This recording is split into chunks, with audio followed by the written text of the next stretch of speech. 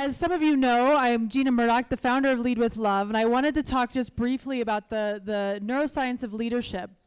And we're going to get to a part that's going to really entertain you, and especially Glenda. This is something that's near and dear to our heart, so I hope you will stick around.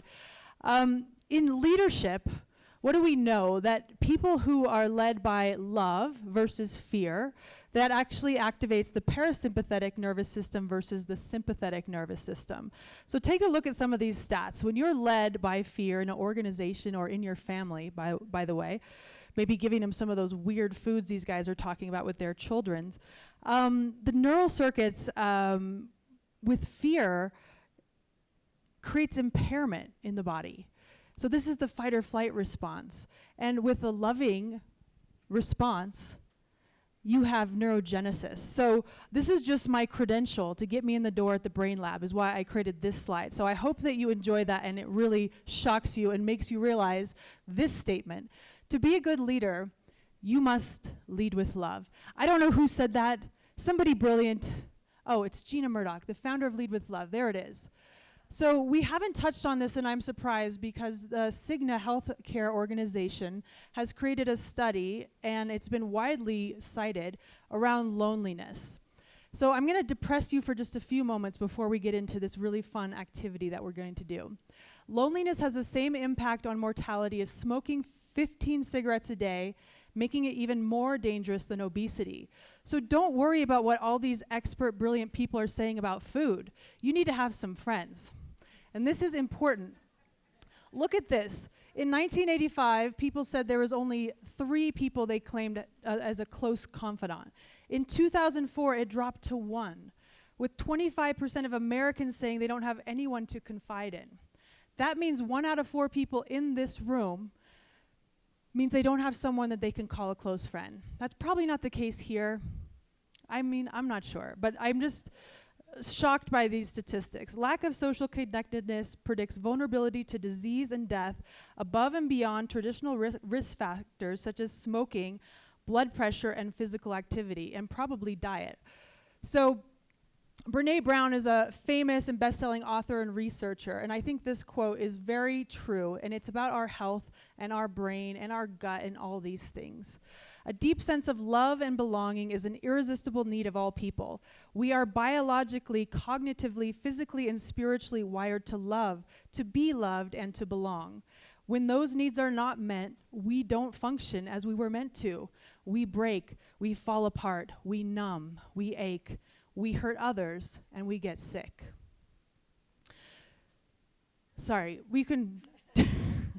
So there's a term called skin hunger. Do you know that nowadays there's people that get paid to be professional cuddlers? I would be good at that job because I love to snuggle and cuddle. But 3 out of 4 Americans agree with the statement, Americans suffer from skin hunger. More Americans live alone than ever before. And again, people don't have anyone to talk to. So what are we going to do about this? You can reprogram your brains to become happier. This is good news.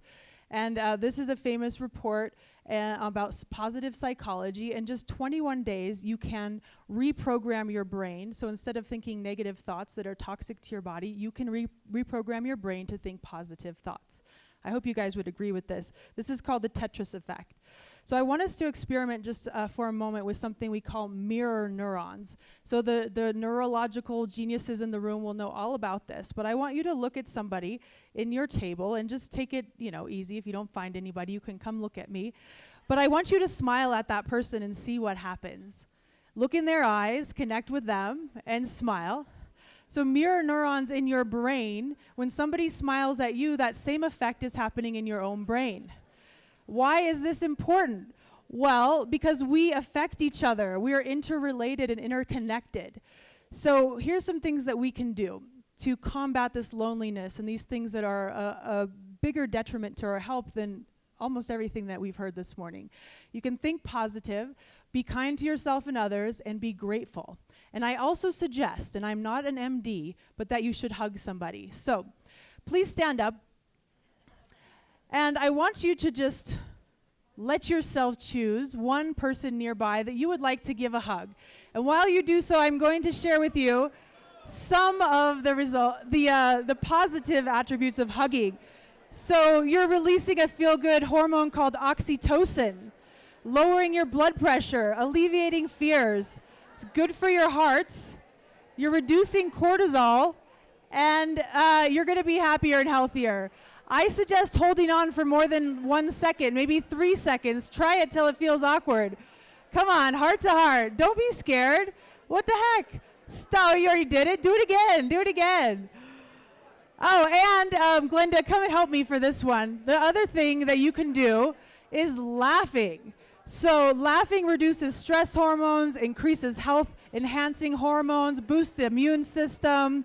So Glenda and I, we love to laugh, and that's why we're so healthy and happy. And it doesn't matter if it's spontaneous laughter or if you fake it till you make it. So everybody, let's take a deep breath in through our nose. Exhale audibly out through your mouth with a inhale through your nose and exhale out through your mouth. One more time, inhale through the nose and start laughing. Keep going, inhale. Oh, you slay me, Glenda.